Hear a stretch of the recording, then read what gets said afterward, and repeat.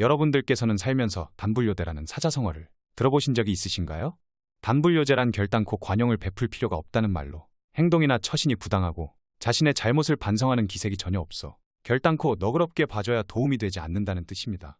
그런데 여기 프리미어리그에도 처신이 부당해 용서하지 못하는 사람이 있습니다. 바로 클롭 감독입니다. 리버풀의 클롭 감독은 비디오 판독 오심에 대해 분노하며 입을 열었습니다. 리버풀의 위르겐 클롭 감독은 기자회견을 가졌는데 가장 뜨거운 질문은 논란의 중심이 된 VAR 오심이었습니다. 토트넘 호스퍼와 프리미어리그 7라운드 경기를 가진 리버풀은 전반 33분 루이스 디아즈의 골로 앞서 나갔으나 오프사이드로 취소됐습니다. 하지만 경기 후 오프사이드가 아니라는 결론이 났고 영국 프로축구 심판기구는 치명적인 인간의 오류라고 전했습니다. 프로축구 심판기구는 해당 경기의 VAR실과 주심의 대화가 포함된 대화록을 공개해 당시 사정을 공개했습니다. 클롭 감독은 오심에 대한 불만이 아직 남아있는 듯 했습니다. 그는 공개된 대화록은 아무것도 바꾸지 못했고 난 왜 오심이 일어났는지 궁금했던 것이 아니며 축구인으로서 재경기를 가져야 한다고 생각한다고 주장했습니다. 또 그것이 가장 적절한 해결법이겠지만 일어날 일은 아니라며 실수의 원인이 아닌 해결 방안에 대한 촉구를 지속했습니다.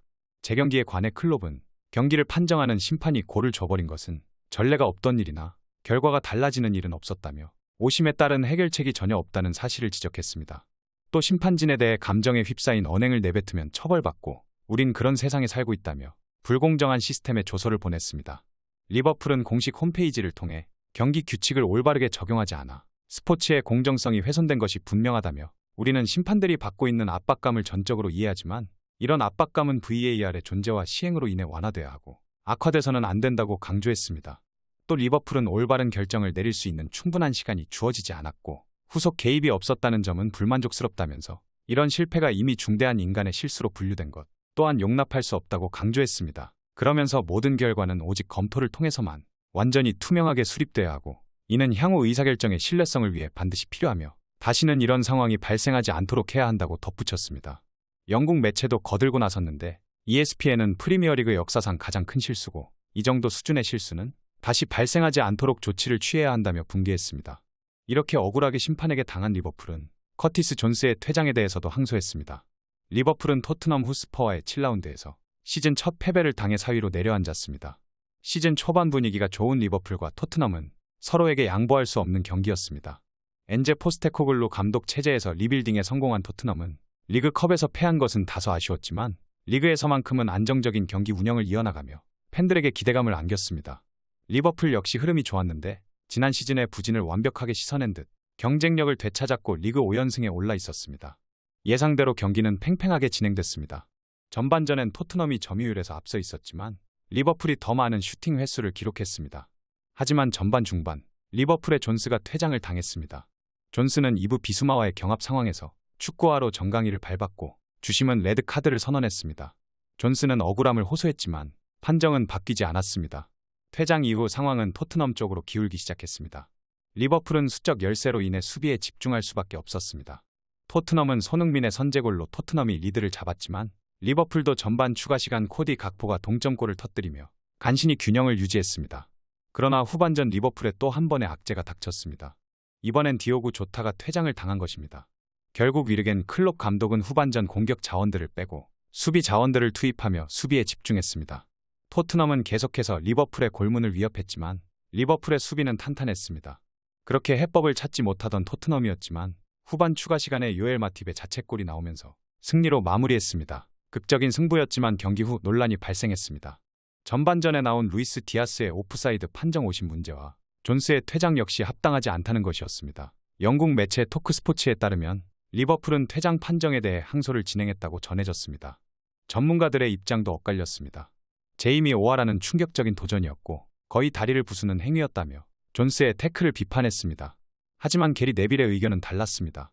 그는 존스가 일부러 그런 것이 아니고 그것은 의도한 바가 아니었으며 그저 그의 발이 공에서 미끄러졌을 뿐이라고 옹호했습니다. 그러면서 그 레드카드로 인해 리버풀은 경기를 망쳤다고 밝혔습니다. 이렇게 안 좋은 일들이 연달아 터진 리버풀에게 악재는 또 있습니다. 리버풀의 핵심 공격수인 살라에게 사우디에서 주급 25억으로 유혹을 하고 있기 때문입니다. 리버풀도 핵심 공격수의 이적을 대비해 프리미어리그에서 떠오르는 신성 공격수를 예의주시 중입니다. 영국 매체 풋볼 트랜스퍼는 리버풀이 여름 이적 시장 모하메드 살라 이적 시 울버햄튼 원더러스의 페드로 네투를 영입하려 한다며 유벤투스의 페데리코 키에사와 함께 검토 중인 공격수라고 보도했습니다. 일단 리버풀은 이번 이적 시장에서 살라를 지켰습니다. 하지만 아직 사우디아라비아의 알 이티하드는 살라 영입을 포기하지 않았습니다. 영국 매체 BBC는 마이클 에메날로 총괄 디렉터가 살라 영입을 포기하지 않을 것이라 말했으며 그는 살라를 사우디아라비아에 데려오기 위해 힘쓰고 있다고 보도한 바 있습니다. 그는 실제로 살라 영입에 혁혁한 공을 세웠던 축구 행정가입니다. 에메날로는 첼시 수석 스카우터 시절 살라를 FC 바젤에서 데려온 바 있습니다. 그는 빠른 발과 정교한 왼발 슈팅을 갖춘 살라의 재능을 한눈에 알아봤습니다. 살라는 막상 첼시에서 뛰어난 활약을 펼치지는 못했지만 AS 로마로 향한 뒤 기량이 폭발했고 이후 2017년 리버풀로 향한 살라는 명실상부 핵심 공격수로 거듭났습니다. 살라는 리버풀 309경기에서 188골을 터뜨렸는데 살라의 맹활약 속 리버풀은 구단 최전성기를 맞았습니다. 유럽 축구연맹 챔피언스리그 정상에 오른 데 이어 수건이었던 잉글랜드 프리미어리그 우승까지 차지했습니다. 여전히 리버풀의 주축 공격수로 2023-2024 시즌 개막 후 6경기에 모두 선발 출전해 3골 4도움을 올렸고 리버풀은 6승 1무를 기록하며 승승장구했습니다. 위르겐 클롭 리버풀 감독의 신임을 한몸에 받는 가운데 살라는 사우디아라비아 이적설에 휩싸였습니다. 영국 BBC에 따르면 카림 벤제마와 은골로 캉테 등을 품은 알 이티하드가 살라에 접근했습니다. 막대한 자금력을 앞세운 사우디아라비아는 유럽 무대를 평정한 스타들을 모으고 있습니다. 사우디아라비아가 거물급 선수를 설득한 건 이번이 처음이 아닙니다. 최근 유럽 스타들을 쓸어 모으고 있는 사우디아라비아 클럽도 음바페에 접근한 바 있습니다. 하지만 음바페는 알 힐랄과 대화하지 않았습니다. 파리 생제르맹의 이적료 3억 유로, 한국 돈 4,230억 원을 제시했지만 음바페와 개인 합의에 도달하지 못했다고 밝혔습니다. 알 힐랄은 리오넬 메시도 노렸던 사우디아라비아의 메가 클럽입니다. 메시와 음바페 설득은 실패했지만 끝내 네이마르를 영입하며 막강한 공격진을 갖추는 데 성공했습니다. 스페인 매체 마르카는 네이마르가 사우디아라비아 클럽인 알 힐랄 이적에 합의했고 2년 계약에 총액 1억 6천만 유로를 수령할 예정이라고 전했습니다. 여름 이적 시장에 사우디아라비아는 총 7억 파운드, 한국 돈 1조 1,661억 원을 지출했습니다. 비유럽 팀 중 전례가 없는 수준이었습니다. 딜로이트의 자료에 따르면 사우디아라비아는 프리미어리그와 프랑스 리그, 그리고 스페인 라리가에 이어 세계에서 4번째로 많은 이적료를 썼습니다. 사우디아라비아의 알 이티하드는 살라와 리버풀의 파격적인 제안을 건넸지만 리버풀은 끝내 살라를 붙잡았습니다.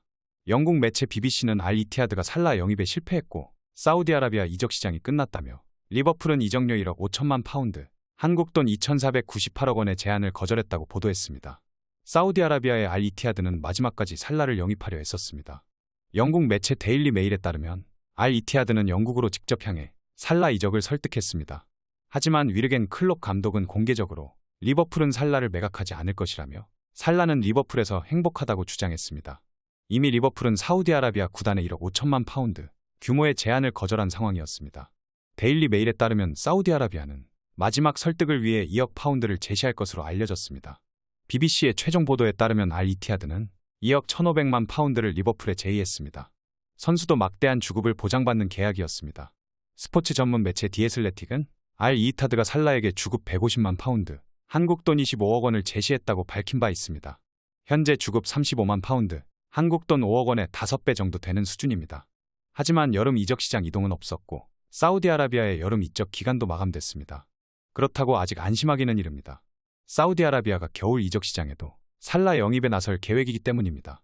에메날로 총괄 디렉터는 스카이 스포츠와 인터뷰에서 살라는 지구상 최고의 선수 중 하나고 리버풀과 거래 도중 문제는 없었으며 단지 계약 조건 중 특정 사항이 합의에 도달하지 못했을 뿐이라고 협상 과정을 설명했습니다. 이어 앞으로도 영입을 포기하지 않을 것이며 살라를 SPL로 데려오게 된다면 매우 행복할 것이라고 살라 영입 전에 다시 뛰어들 것을 예고했습니다. 이에 리버풀은 살라의 이적을 대비해 울버햄튼의 네투를 예의주시 중입니다. 네투는 올 시즌 울버햄튼 원더러스의 공격을 이끌고 있는 윙어인데 특히 7라운드 맨시티전 활약이 눈부셨습니다. 네투는 왼쪽 공격수로 나서 맨시티의 측면을 뒤흔들었고 네투의 재빠른 드리블에 맨시티 수비진은 속수무책으로 당했습니다. 그렇기에 영입 경쟁이 일어날 수도 있습니다. 네투는 이미 아스널이 눈여겨본 선수이기 때문입니다. 미러에 따르면 아스널은 수차례 네투 영입을 위해 울버햄튼에 접근했지만 울버햄튼이 이적료로 높은 액수를 부르며 아스널이 영입전에서 물러났습니다. 심지어 울버햄튼은 지난 3월 네투와 재계약까지 체결했습니다. 네투의 계약 기간은 2027년까지로 젊고 뛰어난 공격수를 쉽게 내주지 않을 심산으로 보입니다. 과연 위기에 처한 리버풀이 살라를 보내고 새로운 공격수를 영입하게 될지 귀추가 주목되고 있는데요. 저는 리버풀이 위기에서 벗어나는 방법을 알고 있습니다. 살라를 보내고 손흥민 선수를 영입하는 것입니다. 클롭은 오래전부터 손흥민 선수를 눈여겨봤고 애정어린 시선으로 친분을 쌓아왔습니다. 만약에 살라를 보내고 손흥민 선수를 영입한다면 리버풀은 그 공백을 완벽히 메꿀 수 있습니다. 하지만 연봉도 프리미어리그에서 최고 수준으로 맞춰야만 레비를 설득할 수 있을 것으로 보입니다. 리버풀이 손흥민 선수 영입 전에 가세한다면 레알과 토트넘 그리고 리버풀의 3파전이 예상되는데 어느 팀으로 떠나건 경쟁이 있으면 몸값은 오를 수밖에 없습니다. 우리 손흥민 선수는 그 중에 마음에 드는 팀으로 떠나 행복 축구만 하면 됩니다. 부디 많은 빅클럽들이 손흥민 선수를 차지하기 위해 치열한 경쟁을 벌여 손흥민 선수의 몸값이 천정부지로 오르길 응원하겠습니다. 오늘 전해드릴 소식은 여기까지입니다. 페페TV 시청자 여러분은 어떻게 생각하세요? 페페TV는 여러분의 생각이 궁금합니다. 댓글로 여러분의 생각을 남겨주세요. 여러분 행복한 일은 매일 있습니다. 아무도 당신에게 상처 줄 자격이 없습니다. 다른 사람들이 아무렇게나 던지는 말에 상처받지 말고 오늘도 세상에서 가장 소중한 당신에게 잘해주기로 약속해요. 가장 큰 성공은 행복한 당신입니다.